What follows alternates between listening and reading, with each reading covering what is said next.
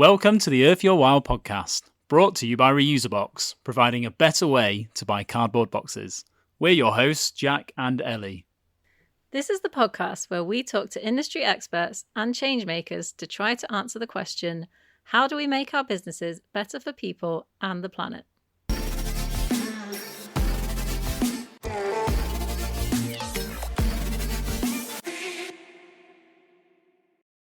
Today we're chatting to Karen Jaques from the Climate Majority Project.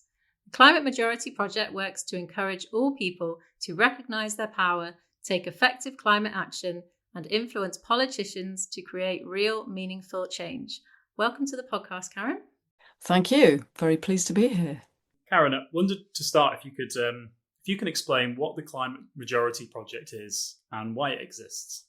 Yeah, sure. So, well, we're here to try and catalyse mainstream climate action, and by people taking action themselves and therefore influencing the bigger system. I mean, we are looking to influence at governmental level, but it's not our primary role. It's more to get the majority moving, as in our name. So we do campaign, but we're more about convening and community building and getting people to go together on the journey of getting to grips with what's happening to nature and the climate.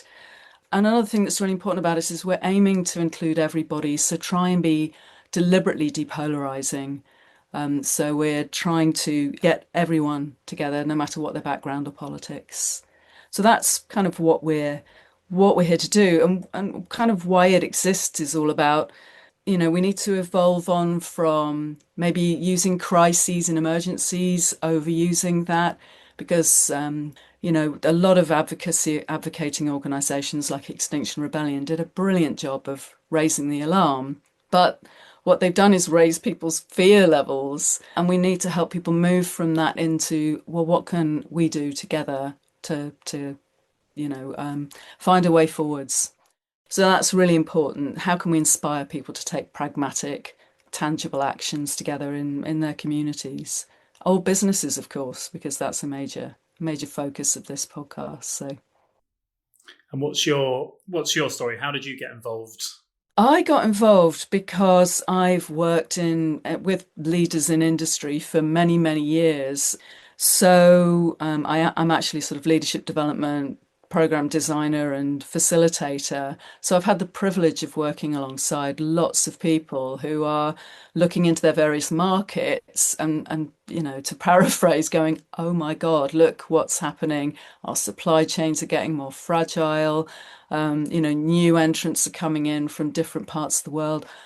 How do we deal with this? And so they're having to now operate in a much more complex, interconnected world. And that became my real focus of interest. And of course, sitting listening to them all, there's this great shadow of the big challenge behind it all is nature and climate being in quite a lot of trouble. So I just couldn't ignore that anymore. I felt if I was talking to businesses about how they're going to make more profit, it's not the main question. It's how are we going to navigate ourselves through the disruptions that are coming.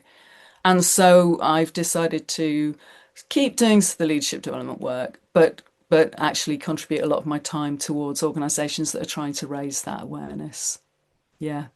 So I was getting on in my life, you see, thinking, oh, I need to do something about this. I can't just sit and watch anymore.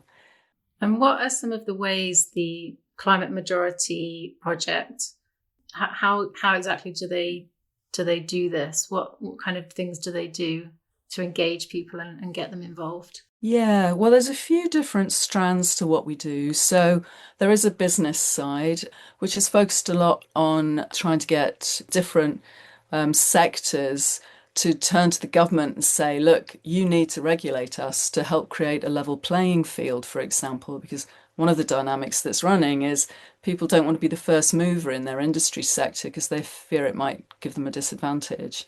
So, what if different organisations could come together and go to the government and say, we want you to regulate us, and here's some proposals about how. So that's the regulators campaign. And we've got a very active insurance industry group working in that side. There's a schools focused side, which is called the Climate Courage campaign. And that's all about supporting teachers to go and have the conversation with kids in classes, because you can imagine what it's like standing there with 30 faces looking at you going, we've done what? So we need to support the teachers and the young people as well in terms of working their way through that. And then there's another campaign which I'm actively involved in, which is called Safer, and that's about getting communities to go through the journey together of recognizing what's going on, realizing people aren't alone in their concerns, but moving from that into what are some practical actions we could take together as a step forwards, because to help counter this sense people have of feeling impotent and not knowing what to do. So there's a few examples of what the Climate Majority Project do. So your aim is to mobilise the silent majority of concerned citizens into meaningful climate action. What is the silent majority? Well, it's revealed if you go and do ask people, how concerned are you about climate change? And there's one quite famous study that I'm sure you've quoted it on this podcast before, that where actually worldwide 89% of people were saying they were very concerned about climate change. So people have noticed. It's not like we're unaware, but there's something going on that's stopping people moving from there into action. And so what we're trying to do is reveal the silent majority and help move them into taking proactive action rather than sitting and waiting for someone to come and rescue them. And that's a really core conversation that we believe we need to have. They can come from any walk of life. So we're interested in working with people who come from all sorts of backgrounds, as I said. Yeah, so we're all out there fretting and not necessarily talking to each other about it, because I think there's also a bit of a fear of falling into the doom pit, that how do you come out of that from a conversation? So it's all those people who are sitting there, perhaps doom scrolling and not really knowing what's a constructive way forwards. I think as well, do you think also that with like the cost of living crisis, people, I think everybody has problems, don't they? And I think it's almost like, and that's just something else to worry about. And it's kind of easy to almost push it to the back of your mind. Or I think it's easy for a lot of people to convince themselves, well, it's not affecting me right now. Whereas, I've got to find money to pay the rent or the mortgage. I've got to do this, I've got to do that. But I'll just try not to think about that for now. Yeah. Absolutely right. Absolutely right. And so, numbing out or, just going, I can't look at this right now. They're really rational responses to what's happening. Well, they're emotional responses, aren't they? But so it's not, it's never going to be a great time to be getting people to contend with this. But we the time is now, really. We can all start to see the effects of climate change happening. So, but I think it's also important to say it isn't so much of an either or. There are communities who are coming together to help each other reduce their energy bills, and so there you get the win-win. It's good for the planet and it's good for the community and the individuals in it. It has so many benefits, and I can tell you a few more of those stories later on if that's of interest. There are places where they're improving their food quality by organising themselves with local farms and farmers in order to get cheaper, better quality food. So it's happening, but in pockets at the moment. We want to spread the word about that. Yeah. And I think sometimes joining a community and doing something together, that's so powerful, isn't it? If you're trying to do something on your own, it's so hard. Whereas if you meet some other like-minded people and you can join together or inspiring somehow. Yeah, and it can snowball. Totally. I mean, we almost have a backstrap line of, well, don't try this on your own. Absolutely get together with other people.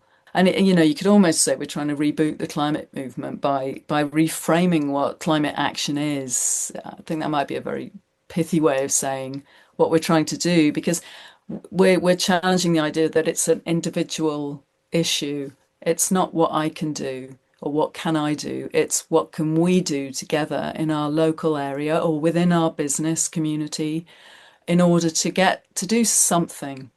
So, because giving people a sense of connection and purpose, and with the potential of our outcome of them making themselves just that bit more resilient and safer, we think that's a really productive way forward that makes sense. So that's a core message. So there's perhaps something important to say is our one of our core emphases is on adapting to the changes that are coming. So we absolutely agree that all the efforts people are putting into mitigation and stopping putting more carbon into the atmosphere or damaging nature, that really, really matters. However, we've probably banked too much carbon already in the atmosphere. We know we've probably busted 1.5, although people argue about that, but it's looking that way. So changes are coming, and our contention is that we can help build community cohesion and people's perhaps sense of active hope. You can't sit there and wait, but you could get together with other people. We can help build that in the face of all of this. So, yeah. And as you've said, globally, research shows that people want stronger climate action, but underestimate how many of us think the same way. How does that insight, how does it shape like what you guys do and how you do it?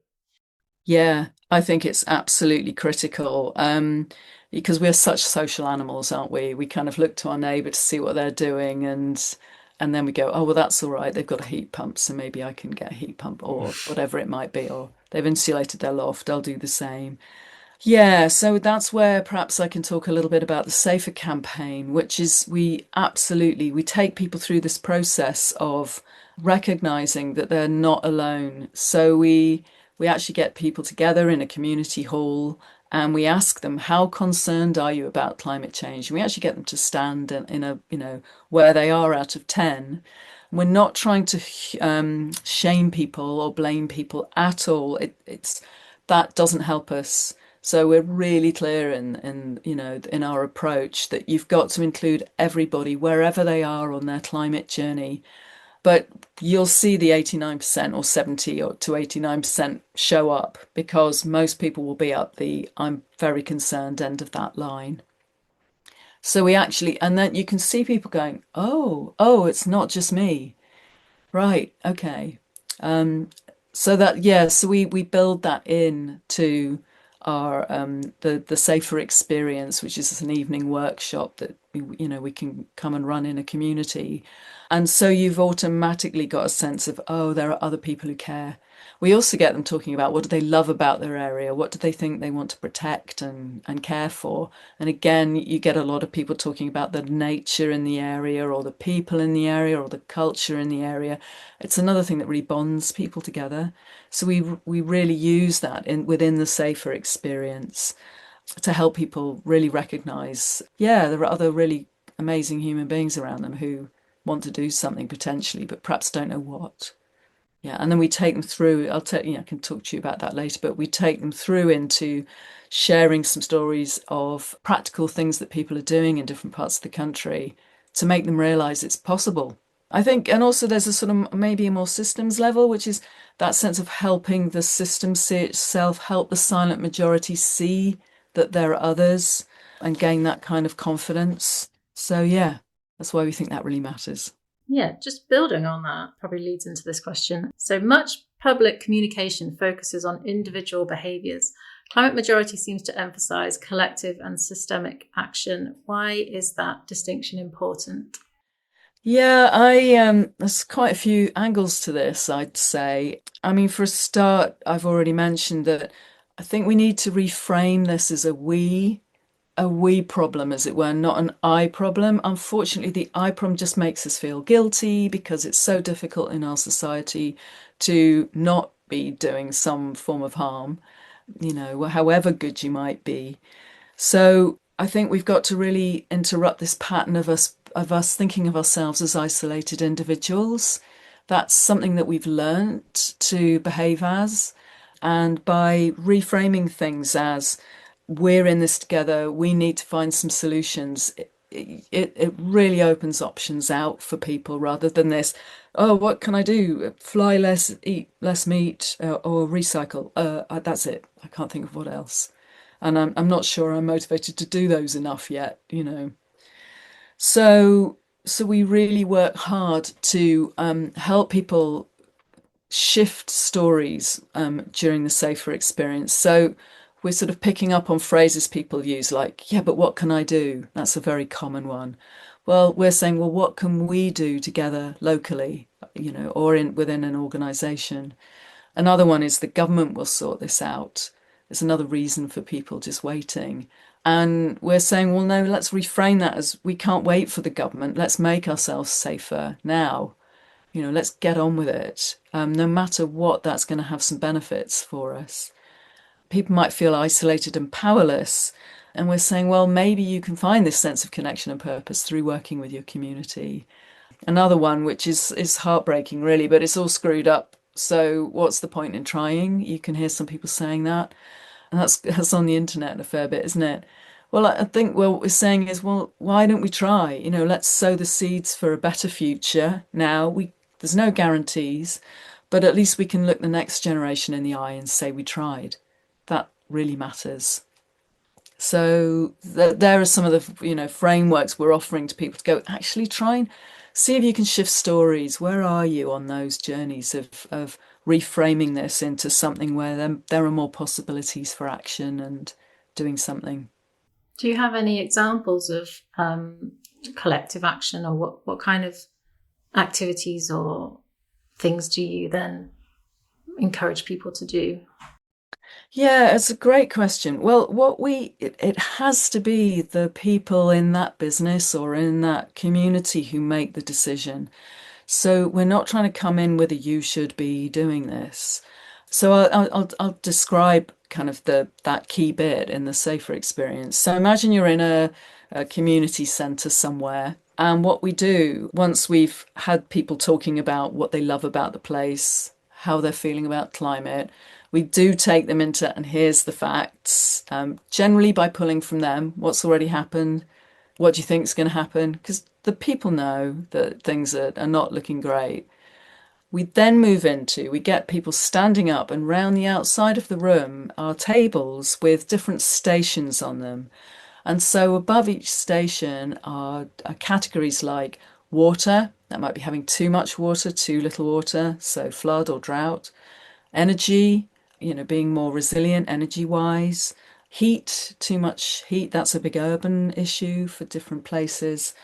Mental health is another one, having an emergency plan. And you can hear the kind of categories. And we have examples on the tables, ideally from that local area, if there are some, like there might be a solar farm down the road, or there might already be a climate cafe in that area. And if they don't have anything going on that area, we put examples from around the country that are inspiring under each of those headings. And then we let the people choose. So we get them wandering about and going and reading and finding out stuff that's going on. And then we say, well, for you, which are the ones you think are the most critical for this community? And the people go and gather at the different stations, and you can sort of take a reading of the feeling in the room and the feeling of the community about what do they think needs attention right now. And from there, it's like sowing seeds, really. You just might have enough people and enough leadership energy for something to crystallize. And that's what we've seen happening. So we might come along to a group of people who've gathered by one of the tables and go, so any energy to make something happen? And more often than not, they go, yes, yeah, Fred's going to organise it, and Helen's going to, get us all meeting next week. And yeah, we're on it. So it's so heartening to see. I think it's not about us telling people what to do. It's about them. It's about going with the energy and the interest in a particular group or community. And I'm just thinking, if we zoom back to sort of business context, that's definitely something you could do in an organization. Take a more kind of emergent, facilitative approach with your people in terms of helping them decide what kind of measures there's the energy for in an organization at a particular time. I really like hearing about that, because it just reminds me of when we've we've tried the odd thing in the past where I've said to people, right, we're gonna make a garden, and can everyone help me outside? We're gonna do some planting and we're gonna do some weeding, and it's just me out there breaking my back. So yeah, it just shows that it has to be people led, doesn't it? You can't just tell people what to do. Yeah, the interesting thing I was thinking as you were talking is like, oh, maybe we could try some of these things. But the interesting thing is, I think, firstly, I think there's a feeling of like a lack of progress with most people. And I think just hearing other success stories, I think it's like you're tapping into some actual progress, which I think is very inspiring. Yeah. And the other thing is just trying to get people to actually come up with their plan, their ideas. Yeah. I think it's so much more engaging. Can we hear any of those like success stories of what they've gone on to do? And should we steal that idea as well? Yes, that's what I was thinking. Yeah, I mean, there are people collecting these. So my colleague Ed, he's got a massive collection of great stories from around the UK. So we'd be really happy to share that list with you if that's helpful. Yes. Yeah, no, delighted to. Some of the classic examples are in Birmingham. There's an area called Borsall Heath. Some of the listeners might be familiar with, and the residents in a few streets there got, with the help of an architect, and the imam got involved as well. They got fed up with paying massive bills, and they decided collectively to get together and get some people in to help them insulate their homes and make them much more energy efficient. And so I think they've done about 60 homes now. It's absolutely incredible what they've achieved. And the interesting thing is, it's not only do you get this benefit of, for them individually, cheaper bills, but it builds these connections in the community as well. And those connections make communities more resilient. So say they flooded or the power went down, they know their neighbours now because they've been through this project together. And so that sense of being able to knock on someone's door or call someone up is in place. And when you think how fractured that sense has become across so many of our communities, it's rebuilding that really matters. It sort of doesn't matter what project you start on. It's just start doing something meaningful together and see where you go next. So that's also the retrofit Borsall Heath project. Have you heard of that one? I don't know whether you're aware of it. No, I've not heard of it. Yeah, you see, we've got to spread these stories. So there's a wonderful... the thing I was thinking as you were talking there. It's like each of those 60 houses. I mean, each of those people is probably going to go and tell someone, this is what happened. This is, and that's another story. And it's going to spread and spread and spread. So exactly. Yeah. Exactly. And, they get an economy of scale because they work together with other people. It might be difficult to find someone who can come and, do the retrofitting work on one house. But when you offer them, there's a whole street who are interested, then you're more likely to get tradespeople to come along as well. So that you just get this, so many advantages to it.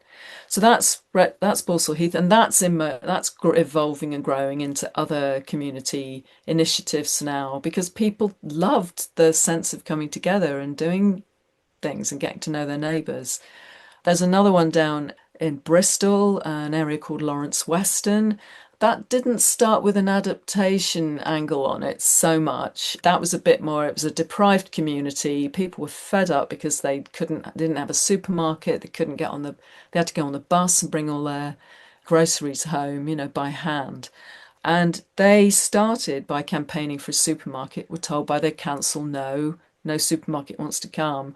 They just didn't take no for an answer. They went off and asked the supermarkets directly, got a short list, went back to the council and said, well, actually, there's 5 of them that would come here. So they just took things into their own hands, and they've ended up with all sorts of children play areas, a community centre. So the sense of community cohesion has taken them such a long way.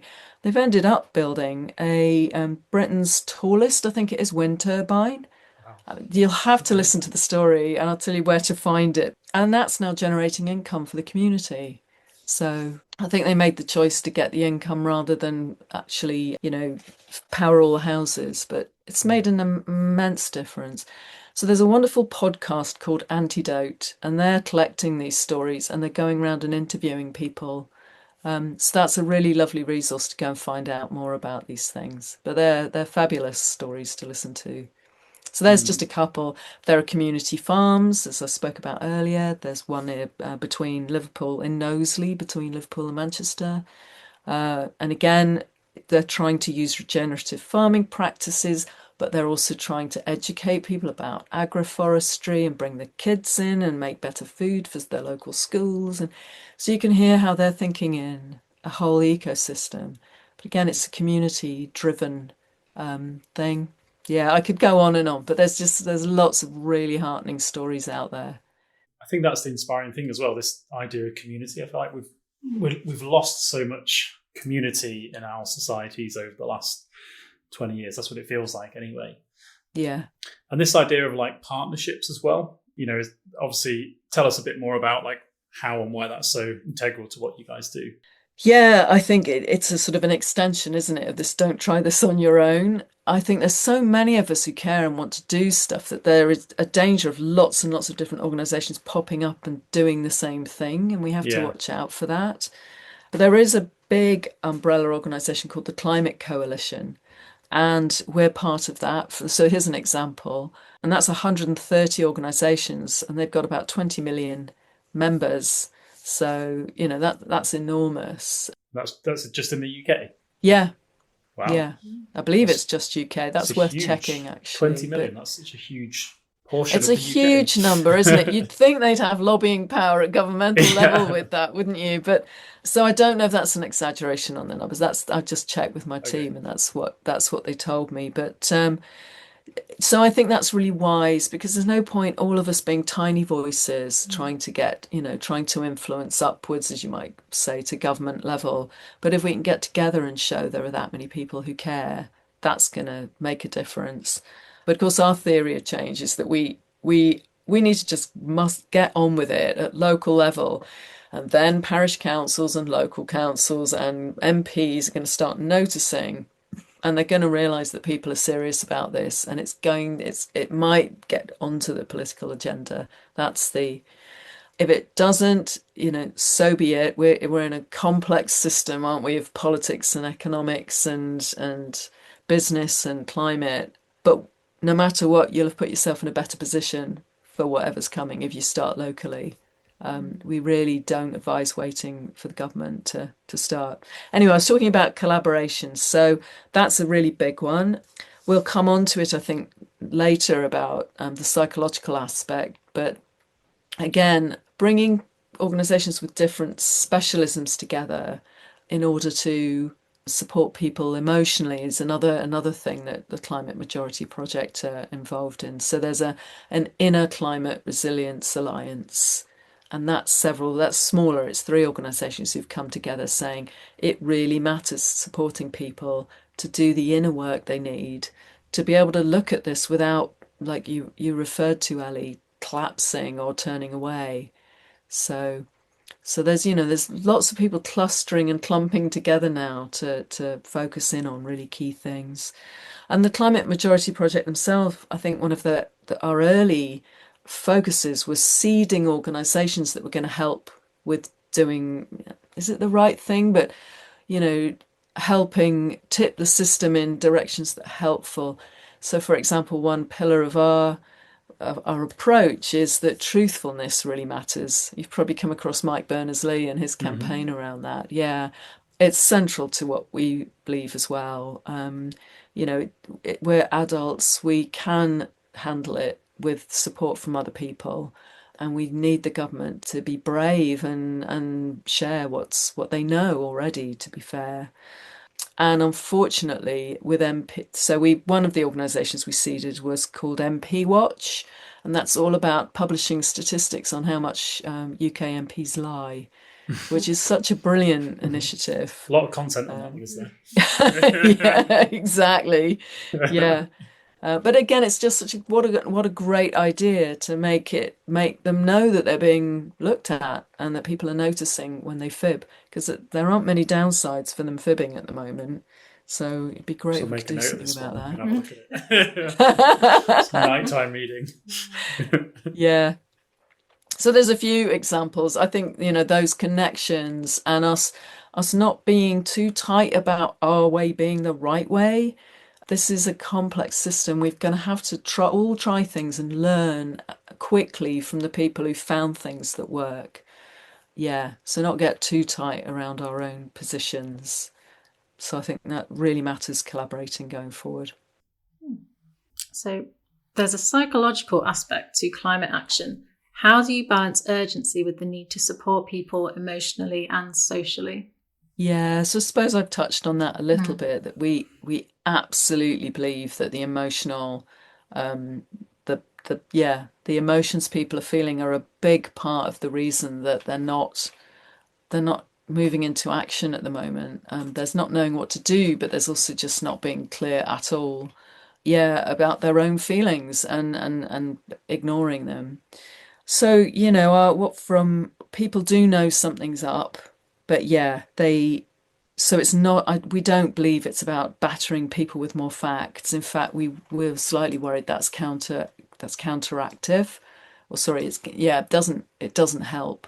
It just may make people even numb out even more. So we strongly recommend that you go through facing into this through talking to other people or in community with other people.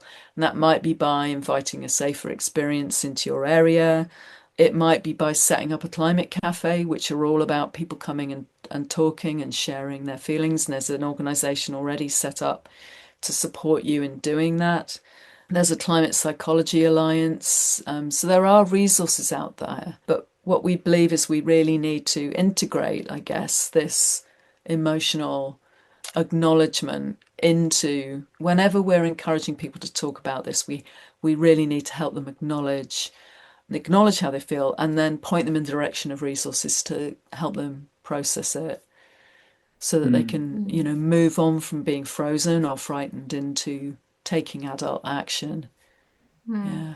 When you said you don't often, you don't think giving out facts is very helpful, why is that? And would you not want to kind of tackle climate deniers? Is that not something you kind of, not saying tackle, but is that just something you? I just. Well, they deny facts. So no, I'm give just them facts. Just wondering. Yeah. Is it anything? Is it kind of that's not our job to look at those, to convince those people, or is it? I just. It's really tricky, this, Ellie. It's really, really tricky line, right? Because if we get to I'm right, you're wrong, we're just back in the same old battling. It's negative as well. Yeah. It doesn't help, does it? There's something about being able to hold a not knowing space wide enough, still have a point of view and be prepared to offer it. Like our CMP's view is we have messed up nature and the climate. And there's possibly also other disruption to come. It's really, really serious. But we're not getting into the we're right, everyone else, you'll shut up. That's just more of the same othering and I'm better than you, I know more. So we are trying to hold this compassionate space of you are where you are. Here's what we believe. And to be frank, I think if someone's an adamant climate denier, that's where they are, but putting all that energy into trying to tip them, they're somewhere in that 11 to 20%, aren't they, the deniers? It's not the main problem. The main problem is that many people know in their hearts, in their heads, and they feel paralysed and a bit hopeless and they don't know what to do. And so it's how can we help them through that journey into don't get stuck in doom. There may be possibilities for action. We're not saying it's a utopia. We're not trying to say you're going to come out all sunny and lovely, but you don't have to sit there like a frightened rabbit and just wait for whatever comes. In fact, don't do that because that's bad for your health, bad for everyone around you. Just get on and try something. It's a refreshing approach. So much of things these days is about my opinion versus your opinion and my tribe versus your tribe. It's really difficult. It is really difficult. When we were running the first of these safer experiences, I got criticised because a few people had said things that you could interpret as, head in the sand or not aware. And I got some feedback saying you should have put them straight, and I'm like, oh, maybe, but actually, I think it's better just to go, okay, well that's a view. Here's our view, you know. But the point is, whatever has caused climate change, or it doesn't really matter. We've got trouble coming down the tracks, and we need to step up collectively and face into it and do something, you know. So Interesting. So climate action often depends on political will. How do you see citizen mobilisation influencing policy choices at local or at national levels? It's such a good question, this. Well, I think we'd contest that statement that climate action depends on political will. Absolutely, at some of the big systemic levels, it does. So at one level, you're absolutely right that to start, it's who knows if we can adjust some of the core parameters of the great big global economic system in time. I don't think any of us know, and that would take political will for sure. But we can see all the influences running there. Like COP is a really good example, isn't it, of how that's getting changed at every confronted, or what's the word, obstructed at every turn, really. So how we see citizen mobilization influencing policy change is the other way up. It's how, if we get together and start doing things and start badgering our parish council or our chief exec for some funding to do something on a project in our business or a local area, they're going to start now going, oh, people care about this. That's interesting. And they'll draw their conclusions from that. But they may go, oh, right, okay, there's obviously a demand for this. So it's that way up. Again, it's a complex system. We don't know if that will change things. We're not here to say there's a simple answer and this is what we should all do. But the point is, there's no downside to getting your community together and getting them to do something together. There are mostly upsides to that. And we know it's hard organising. We know it takes energy, which is in short supply, back to what you were saying, Ellie. So we need to find people who are brave enough to step forward and be those kind of people who'll make things happen on a local level and re-establish those connections that have got lost. And that takes time. It does take time. So I think Lawrence Weston in Bristol, it's taken them about 12 years to get to where they are. So we need to start now. It's not going to be okay to wait another decade until we start mobilizing and showing that we care.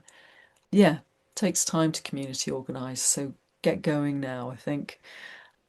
That's the key point. And I think, there are some tricky forces at government level that we can't control. There seems to be a belief that if they tell us the truth, we'll panic and run around in circles. I don't know. Yeah, or they're going to get tarred with being the messenger of bad news. I'm not sure, but I think it's better that we try and raise the alarm amongst ourselves in a compassionate way, with respect for the feelings that it'll bring up for people, but nevertheless stay resolute in keeping looking and engaging and involving with people who might think very differently from us as well. So not easy stuff, but very rewarding. What practical advice do you have for someone who wants to take serious action, perhaps someone who might be feeling overwhelmed or powerless, but they don't know where to start? Yeah. Well, I might add a step one here, because I think if you're feeling really, really strong emotions, the first thing is to talk to somebody about them. A classic thing that you'll be aware of, I suspect, is in the activism circles, people are often very angry and they haven't processed it. And that's perhaps where some of that, we're right, why aren't you doing this? Some of the blame comes from.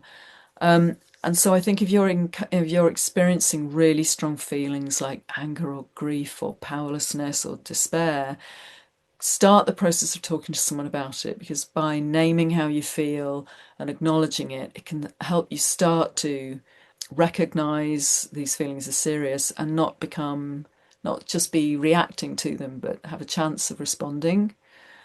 You'll find other people who care too, but bear in mind that they might also be feeling quite overwhelmed. So, getting a bit more up the practical stage, go and find a local organisation who's doing something. It might be a soup kitchen, or, reusing food, or it might be a local garden or something where people are restoring nature or doing something to help people become, more planet friendly and more resilient and adaptive. There'll be plenty going on locally. So just go along and do something useful. And that, actually, I'm saying start with your feelings. That's probably a female thing to say. I think I'm being sexist here, but for some people that wouldn't work. They'd rather go and be weeding somewhere and sidle up to someone, and then the conversation might start. But go and get involved with other people in whatever way you think's going to work for you. If you're feeling a bit bolder than that, then maybe convene a group and say, look, I want to start something, I want to do something. Yeah, and deliberately try and bring in people who think differently from you, but it's up to you. Start with like-minded and then move outwards. You're going to have to sort of feel your way into it. Yeah, but one of the great things about framing it in terms of being safer is that appeals to practically everybody. So the idea of, do you want to be safer in this community? Do you want to, adapt together for, whatever's coming our way in the future? That's the core of safer. Most people go, yeah, no, I think that really matters. So be brave, yeah. And then the other thing you can do to resource yourself is go and learn from some of these amazing stories. So go and talk to people and find out what's going on, because it's so heartening when you see people who are, whatever it might be, but they're working on behalf of life, they're working on behalf of the planet, they're working on behalf of community, they're trying to find ways forward that aren't more destruction, but are nature and people friendly. And, there's a lot of wisdom out there. It's just our media, just, where they're heading us in a very different direction from that, but there's still a lot of kindness and wisdom out there. And I really recommend people go and find that, because it's there to be found. And it's so good for the soul to see what people are up to. Yeah, it makes such a difference. So yeah, I've told you some of the examples already, but really recommend going and finding out more of those. Yeah. So I want you to take us to the future. So the year is 2036. It's 10 years in the future. We wanted to know, looking ahead, what does a successful climate majority project look like, and how will the UK and the world be different? Wow. Now that's a question, isn't it? I wish I'd watched all your other contributors answering that one. Well, we ask everyone the same question. Yeah, and fair enough. Well, you could imagine, because I'm a kind of systems thinking kind of girl, we don't know. So we have, of course, got a vision, which I'll happily share with you in a moment. But I think our perspective is, at the highest level, is in 10 years, it could be worse. We just don't know when some of the bigger issues around supply chain fragility, the global markets, when they might kick in, what artificial intelligence is going to do. There are these huge sweeping changes in society. But what we're saying is, don't go binary on this. Don't go, it's all going to be fine, or it's all doom. Watch it. Watch out when you get stuck in that kind of binary. Oh, it'll be fine. Oh, it's going to be terrible. So you could say, it's all going to be fine. That's the utopian, perhaps hope, but without any action attached to it. Just kind of empty hope in a way. And the dystopian is also not doing anything, or the dystopian is that it's all going to be terrible. That also encourages you to do nothing, because there's no point. So we're saying, think about it in a through-topian way. that if we act now, we have a better chance of coming out through in better shape than if we do nothing now. So it's a pragmatic response, really. But I and the CMP really believe that to be hanging out in utopia or dystopia doesn't help right now. It's take a hard look at what's happening and then get your courage up and go with other people towards what can we do that's of service. But I'll tell you what we'd love to have happened. So what we are really, really hoping is that we can catalyse huge numbers of local community-based, adaptation initiatives. So, and that they are delivering measurable benefits, whether that's, safer when it comes to flooding, safer when it comes to droughts, safer when it comes to energy resilience or food or mental health, all those different aspects. And that, as you were saying, that those stories go viral, they start getting told by people because they're hope giving, and that somehow we manage to turn the machine that's just, that's, creating lots and lots of disinformation and hatred. We manage to counter that by sharing really positive stories about what people are doing. So that there's climate courage being taught in schools. There are communities doing stuff. There's a People's Plan for Climate Resilience that's nationally recognised, that's supporting all these local initiatives in the schools. That the Safer Talk or the Safer Experience and that movement has touched and has got about 2 million supporters across the UK. That's the aim in 10 years' time. Yeah. So we're looking to really increase and ultimately go beyond the UK out into Europe and into America as well. That's the long-term vision. Also, that we've managed to influence government between us all such that they are taking adaptation seriously and they are starting to put in place emergency resilience measures to support communities when if the climate really hits a place, that we're more ready than we currently are because we're not very ready. So there's a national strategic adaptation plan, which we lack right now. And that people can speak about as they feel proud to be part of a climate movement. They're not feeling it's something associated just with the left or people who have got a particular political point of view, but they're most of the British public is saying, no, this is obvious, this is the way forward. So that's a really core part. Yeah, and that's founded on the public mindset having shifted completely about this. So people are feeling less, yes, I'll try and take responsibility for my carbon footprint and my contribution, but I'm also taking responsibility for my community connections and what we're collectively doing. And, wouldn't it be a dream if we could swing the media to be telling more of these stories and spreading active hope, not passive, oh, I'll just stay in, it's all going to be fine, or it's all going to be terrible. But no, actually, if we do work together, human beings are capable of doing incredible things. And that's good for all of us if we can get more of that happening. Like you said earlier, good for the soul as well.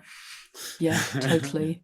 Yeah, I mean, how much do we talk about poor old souls? Yeah, they're getting a bit lost in the woodwork, aren't they, right now?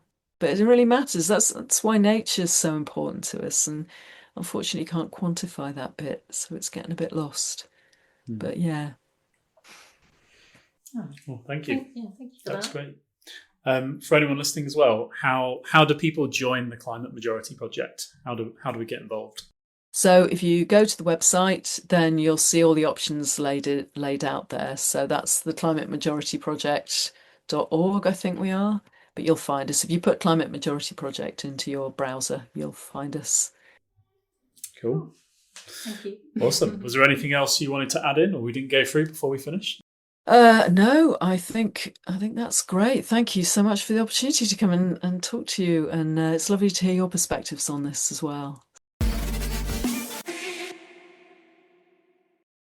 Thanks for listening to this week's episode of the podcast. We hope it was truly Earth your while. For more information, visit reuserbox.co.uk/earthyourwhile. And if you'd like to appear on the next series of Earth Your Wow, please email media@reusebox.co.uk.